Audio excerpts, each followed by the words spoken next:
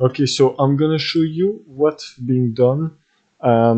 Actually, there is a lot of stuff that just been done.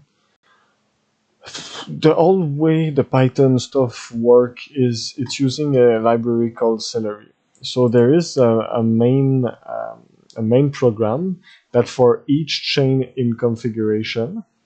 So the configuration look like this. This is a chain. This is testnet.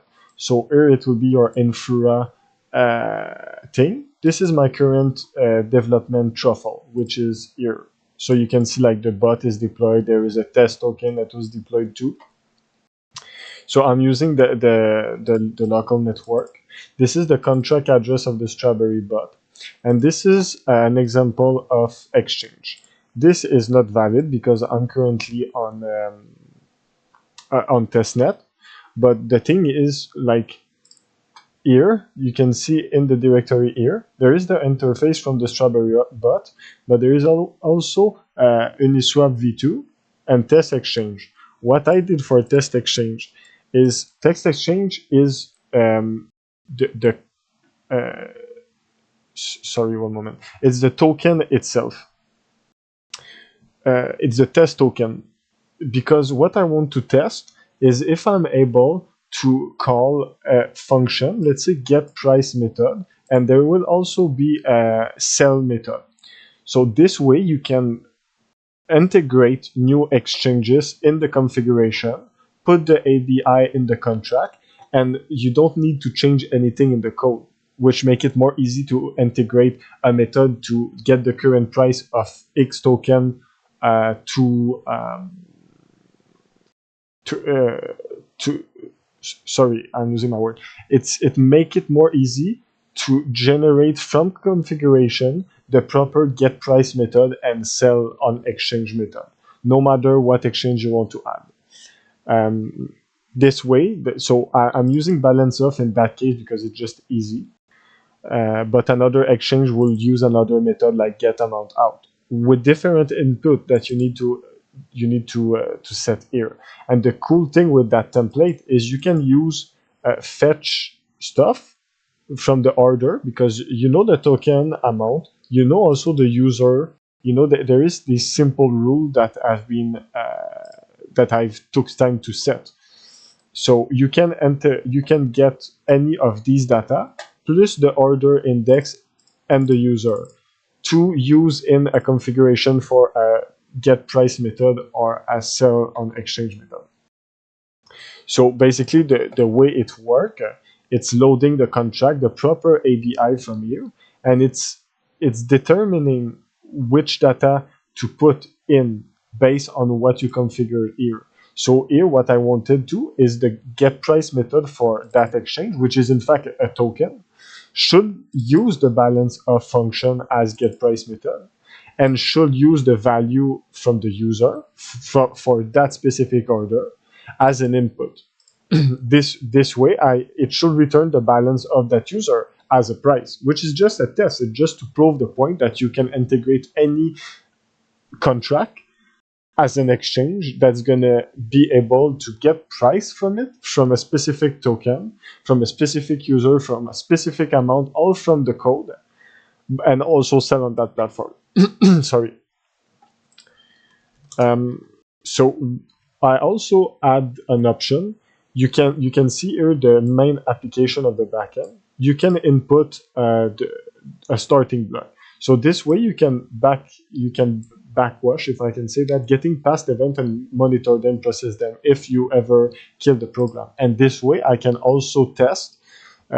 And it's always going to check the initial order that's already created from that point right now. It's also for testing purpose, and it's also in the case the program stopped working, you can always proceed new orders. Sorry.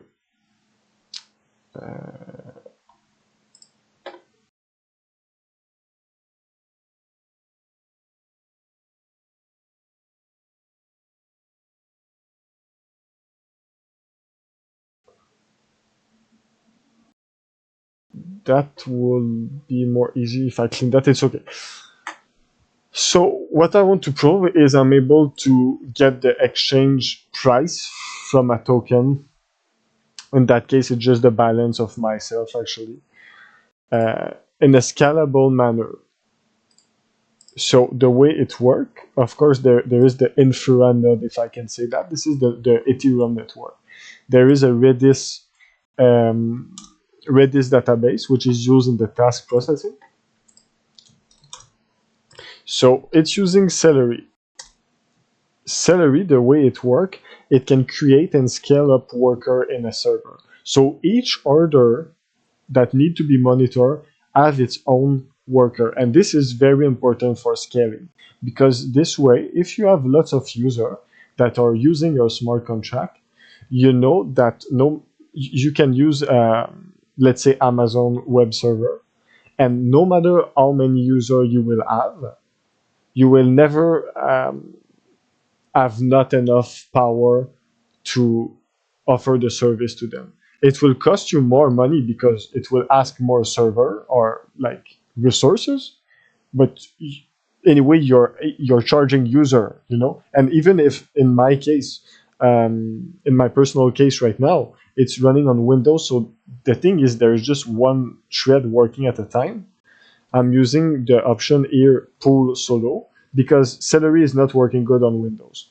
I'm usually coding on Ubuntu, but this is my desktop and I'm more in my house right now. So I'm using that computer. But the point is, in the development and in production, you're going to run this on a server that's 24/7, 365 days a year online.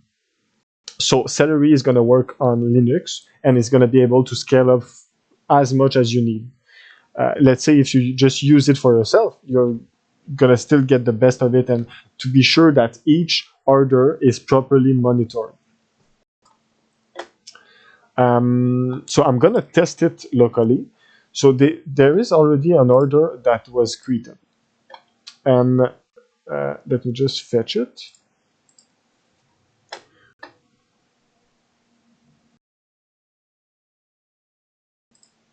I don't want to go in the UI because I don't think it's gonna be updated. I need to update it to add I added slippage and stuff like that. Um, I just want to you to understand how this is working properly, to be sure that each order is monitored properly, which was my biggest fear in that project. You know, it's always the same problems. Even if you do other type of program that are services for people, you want it to be scalable like that. So I'm just gonna get the first order data here. So you see the exchange is actually the same order, the same value than the token. It's because I'm using it as a test exchange. The order is that amount of token. Of course, there is much more decimal in that. And I've just input random stop loss, take profit, bought price, slippage too. It's still active and the expiration is none. So it's just for the test purpose. Okay. Of course, the stop loss take profit need to call execute sell on that exchange. Blah blah blah blah blah. There's other check to do with the bought price if it's respecting the slippage too, because slippage is mostly in that case. Let's say the user can tolerate a 25% stop loss. There is also an option, let's say in Uniswap, that and most of the DEX that is called slippage. So if you are selling that amount in that transaction, maybe another transaction will pass. So you need to have a tolerance. So user input it between 0, which is unlimited slippage, and 100%, which is the same thing than 0. You know, if you input 5%, then the amount that you expect would be able to differ from 5% of the amount of token you are selling. This is common practice, and also Banana Gun having this in the option. You have the same option than Banana Gun to set an order. So this is still an active order. To prove the point of the program that is going to backwash and get the past order, the amount of token is half of the token I initially have. Okay, so if you go see my balance here, I had this amount of token. Now I have half of it because half of it is in the order actually. So technically, The exchange method get balance of, which is just for a test, but we suppose it's a price, should return that amount in the program. If this is returned, the whole logic of configuration, of adding new exchanges and having a scalable worker and the whole backend flow is working perfectly as it should. So this is a command you start. You're starting Celery worker. As I said, I just have one, but technically in production, you will have as many as needed. And you will run also the backend. So this should fetch the order, all its data, and of course I'm not checking if the current price, the take profit and stuff. I just wanted to debug the price because it's getting the price dynamically from the configuration that was set for that exchange, which is genius in my opinion. So let's run it. The Celery worker is ready. If I hit enter here, it should get past event, create spawn an order here, monitor task here, and then it proceed the past stuff. So it's going live monitoring new data. If we go check the Celery worker, what happened there is you can see there was a new task received, which is an order to monitor. So order 0, we are monitoring it, and the debug price was properly outputted. All that in 2 seconds. So this is very nice. So as new order will come in, I can even create a new one right now just for you. If I create another order, actually, let me just check if my allowance still something. Okay, I'll just approve again. I'll create a new order right now so you can see how it is. I'll just use the, let's just double the random data. Oh, sorry. So you can see it's a different order. I'll also change here.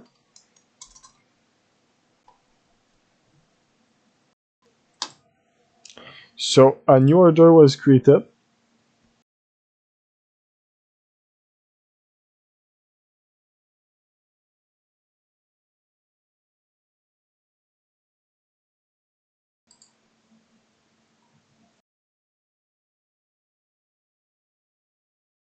See, it was so quick. I didn't even saw it, I think. See, the order, damn, in less than 0.1 second. Okay, so you got the task, monitoring order, outputting the proper price. Of course, it's the same process, the same Celery process, but each order, actually it's split in like 16. So each Celery unit has 16 worker and it can be scaled up as needed automatically in some services with, like, let's say Amazon. So now, once that is done, the price debug here, of course, you want to check if the stop loss, take profit, if the condition to proceed that order are still of actuality. You will execute sell order. That will work the same way the price fetching work. Depending on the configuration, you will input here as a method. So you have, with that, a smart contract backend that will monitor individually and in scalability in mind. For each customer that you have, each order is gonna be monitored properly. This is it, man. I'm very proud of that. This is very clean.